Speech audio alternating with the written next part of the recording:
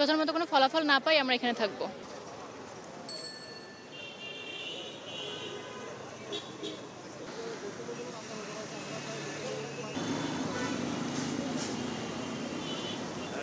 আপনারা জানেন যে আমরা গত 5 এবং 6 তারিখ 2 দিনই এখানে সচিবালয়ের সামনে শান্তিপূর্ণ অবস্থান কর্মসূচি পালন করেছিলাম।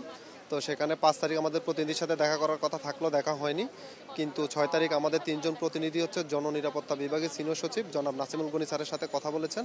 স্যার আমাদের ব্যাপারটা পুরো শুনে স্যার হচ্ছে আমাদেরকে আশ্বস্ত করেছেন, ইভেন আল্লাহর দোহাই দিয়ে বলেছেন যে আমি তোমাদের বিষয়টা নিয়ে কাজ করব, সর্বোচ্চ লেভেল থেকে কাজ করব, কাজ করে আমি তোমাদের বিষয়ে আমরা একটা সিদ্ধান্তে যাব।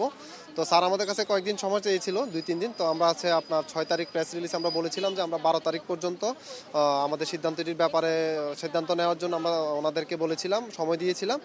পূর্ব ঘোষিত কর্মসূচি অনুযায়ী আমরা আসলে 12 তারিখ পর্যন্ত কোনো ফিডব্যাক আসলে পাই নাই। হয়তো ওনারা অনেক বিজি ছিলেন, এই জন্য হয়তো আমাদেরকে কোনো সিদ্ধান্ত এখনো পর্যন্ত জানায়নি। তো এই জন্য আমরা আজকে আসলে আশাবাদী যে আমরা যেহেতু বলেছিলাম যে 13 তারিখ আমরা আবার শান্তিপূর্ণ অবস্থান কর্মসূচিতে আসবো।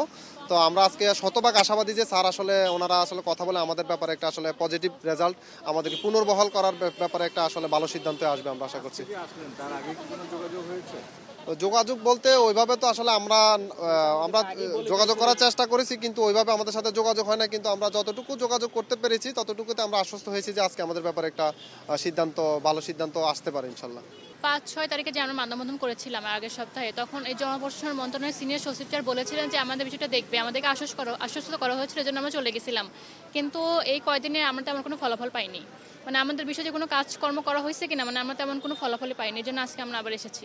যথাযথ কোনো ফলাফল না পাই আমরা এখানে থাকবো। আমরা তো উপদেষ্টা বরাবর স্মারক পাঠিয়েছিলাম, তারপরে আইজিপি বরাবর আবার মানে রিট করেছি হাইকোর্টে।